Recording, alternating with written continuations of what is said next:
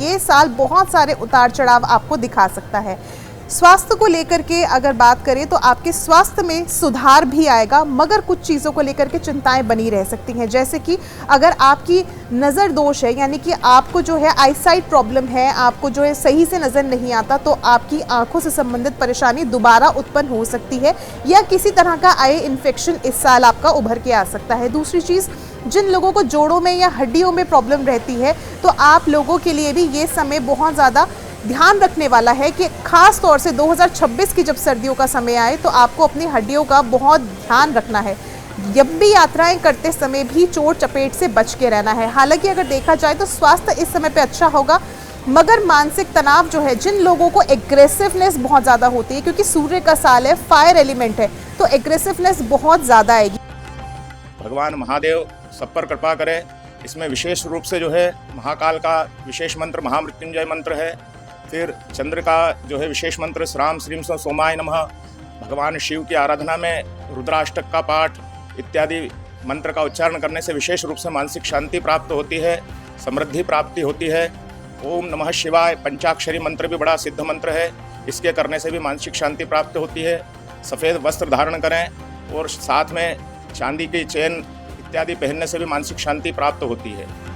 वर्ष के शुरू का जो प्रारंभ साल है ग्रहों का, उसमें जनवरी से 19 मार्च तक बहुत सारी सफलता का योग बन रहा है, और बृहस्पति के प्रभाव से 20 मार्च से 17 सितंबर तक आपके प्राय जो भी केस है, मुकदमा है, जमीन जायदाद या और कोई चीज़ है, मर्डर इत्यादि भी बहुत लोगों पर केस इत्यादि चलता है, लगा रहता है, उनको भी ग्रह इसे निदान कराएगा।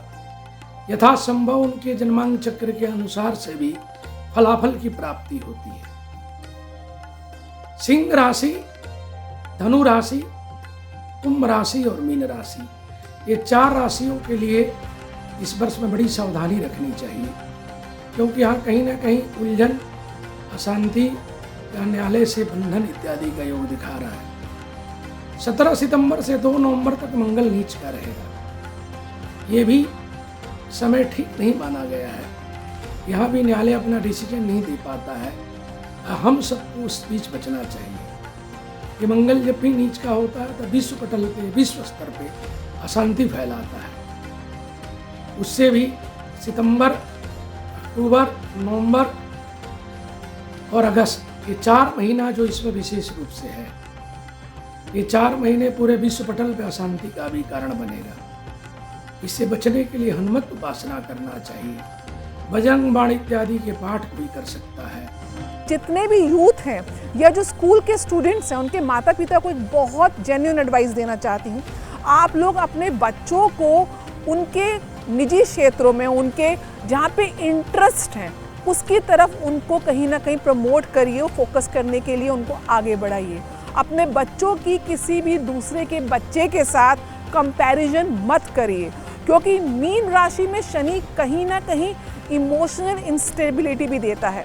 इस वर्ष बहुत ज़्यादा आवश्यकता है अपने बच्चों को इमोशनल सिक्योरिटी देना, और पढ़ाई के साथ साथ कुछ ना कुछ स्किल डेवलपमेंट के लिए अपने बच्चों को प्रेरित करिए।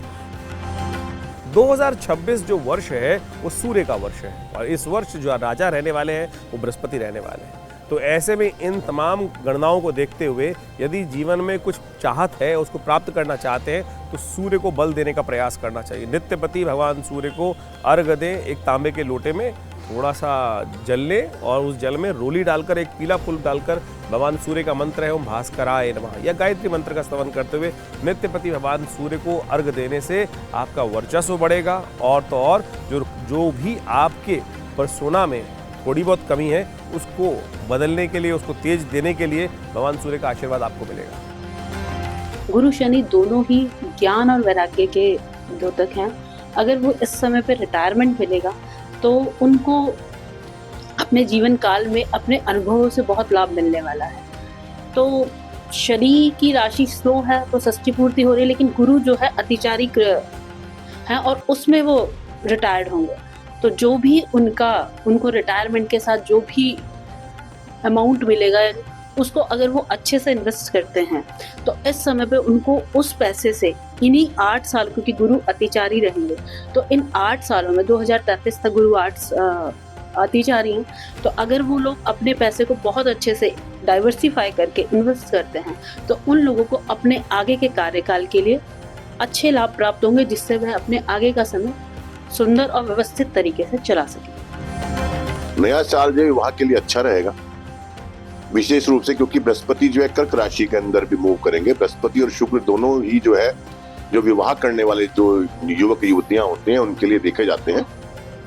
लेकिन 2026 के अंदर जो मकर राशि के जो जातक हैं उनको थोड़ा सा विवाह करने में थोड़ा दिक्कत उनको आ सकती है।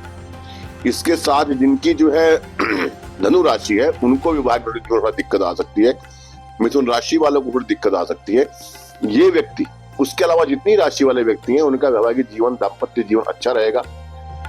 कि 2026 में अगर हम देखें कि जिनके ऊपर बहुत पुराना कर्ज है उनके लिए कैसा रहने वाला है, तो इस वर्ष उनके लिए अच्छी न्यूज़ है। उनका कर्ज इस वर्ष उतरेगा और वो सक्षम हो पाएंगे अपने पुराने कर्जे को चुकाने में, क्योंकि बृहस्पति इस वर्ष अपनी उच्च राशि की ओर अग्रसर है। तो धन की कमी नहीं होने वाली है और धन के नए नए सोर्स खुलने वाले हैं। अब देखिए उनके लिए एक बहुत अच्छा उपाय शिव पुराण में दिया हुआ है कि जिनके ऊपर बहुत कर्ज है और वो बहुत प्रयास करके भी नहीं उतार पा रहे हैं, तो वो सोमवार के दिन भगवान शिव के मंदिर जाइए और एक तांबे का पात्र लेना है जिसमें कुछ साबुत चावल अक्षत डालने हैं और भगवान शिव को अर्पण कर देना है। ओम ऋण मुक्तेश्वराय नमः इस मंत्र का जाप करते हुए भगवान शिव पर अर्पण कर दीजिए और उसी दिन शाम को किसी वट वृक्ष में जाना है और वहाँ 1 लोटे जल में थोड़ी सी हल्दी मिक्स करें और उसको ओम वटकेश्वराय नमः बोलते हुए बड़ के पेड़ में डाल देना है। इस उपाय को कम से कम अगर 11 सोमवार तक लगातार किया जाए तो कितना भी पुराना कर्ज है आप देखेंगे कि आप सक्षम हो पाएंगे, आपके पास ऐसे सोर्स बन पाएंगे कि आप अपने पुराने कर्ज को चुका सकें। अगर भवन निर्माण की दृष्टि से देखें तो जो हमारी ज्योतिषीय परंपरा है उसके अनुसार इस वर्ष जो है गृहारंभ के मुहूर्त काफ़ी कम है। तो इस दृष्टि से अगर हम देखें तो अभी प्रारंभ में तो मुहूर्त नहीं मिलेंगे, लेकिन अगस्त मास जो श्रावण मास हमारा होता है उस श्रावण मास में 27-28 अगस्त को और आगे 9 और 10 दिसंबर को ये 4 मुहूर्त बहुत ही अच्छे हैं जिनमें कि गृह निर्माण प्रारंभ किया जा सकता है। और अन्य जो है हम मुहूर्त अपनी व्यवस्थाओं के अनुसार कहीं जो क्षेत्र हैं उनके अनुसार देते हैं, लेकिन जो शास्त्रीय व्यवस्था में इस वर्ष जो मुहूर्त मिलेंगे ये 4 मुहूर्त अत्यंत जो है शुभकारक हैं गृह निर्माण के लिए। 2026 में देवगुरु बृहस्पति मिथुन राशि, कर्क राशि, सिंह राशि, इन तीनों राशियों में बहुत तेज फास्ट फॉरवर्ड होकर रहेंगे। उसके कारण क्या है, ये जो AI टेक्नोलॉजी है जितना ये आधुनिकता से विस्तार हो रहा है इसका और ज़्यादा विस्तार होगा। जब तकनीक का विस्तार होता है तो धीरे धीरे मोबाइल्स की क्रांति जो प्रारंभ हुई वो AI पे आ गई, तो AI का और ज़्यादा एडवांस वर्जन मिलने वाला है। और 2026 में जिन व्यक्तियों की जन्म पत्री में देवगुरु बृहस्पति अपनी इस प्रबल अवस्था में है, सबल अवस्था में है, उनको स्किल से ज़्यादा लाभ मिलेगा। जो कॉन्फिडेंस लेवल है आप इसको बहुत इंक्रीज करिए, बढ़ाइए, क्योंकि आपके द्वारा किया गया फैसला आपको आपके प्रारब्ध तक के ले जाएगा। अपने आप को आध्यात्मिकता से जोड़ें और कुछ घरेलू उपाय हैं जैसे सूर्य को जल चढ़ाना, क्योंकि सूर्य का ही वर्ष है। उसके साथ साथ अपने घर की नकारात्मकता को खत्म करना और अपने जीवन में आप जो भी कुछ प्राप्त करना चाहते हैं उसके लिए आप निरंतर प्रयासरत रहें। निश्चित ये वर्ष जो है आपको सफलता दिलाएगा और आपके जीवन में आप सकारात्मक परिणाम को प्राप्त करेंगे। जो लोग 2025-26 में स्वास्थ्य को लेकर चिंतित थे उनके लिए अब अच्छा समय आ गया है, क्योंकि 2026-27 में जो है बृहस्पति के राजा होने से रोगों का नाश होना यह स्वाभाविक है। इसके साथ ही मंगल क्योंकि मंत्री है तो कुछ डेंगू चिकनगुनिया संबंधित समस्याएं किसी किसी क्षेत्र में हो सकती है, उससे संबंधित सचेत रहना चाहिए। वर्ष के राजा शुभ ग्रह बृहस्पति है जो कि निश्चित रूप से सभी के लिए लाभकारी रहेंगे। और 2025-26 में जिनके लिए अरिष्ट कारक ये रहा है, जो स्वास्थ्य से संबंधित समस्याओं से विकारों से चिंतित रहे हैं, उन लोगों को आने वाले 26-27 में अच्छे स्वास्थ्य का लाभ मिलेगा। अनुकूलता जरूर उनके साथ बनी रहेगी। देखिए, इस बार जो ग्रह गोचर है उस ग्रह गोचर के अनुसार इस बार अतिवृष्टि हो सकती है। जिस तरह से इस वर्ष 2025 में वर्षा बहुत अधिक हुई, अगला वर्ष भी इसी तरह से गुजरेगा। तो वो इस बात का ध्यान रख करके, और वायु वेग बहुत ज्यादा होगा, आंधी तूफान आने का भय रहेगा, ऐसी स्थिति को ध्यान में रख करके ही अपनी यात्राओं का निर्धारण करें और उन स्थानों पर जाने का न रखें जिन स्थानों में जैसे समुद्र के इलाके हैं और वहाँ जहाँ तूफान आने की आशंका ज्यादा होती है, जहाँ बारिश ज्यादा होती है, उस इलाके में न जाएं तो ज्यादा बेहतर होगा।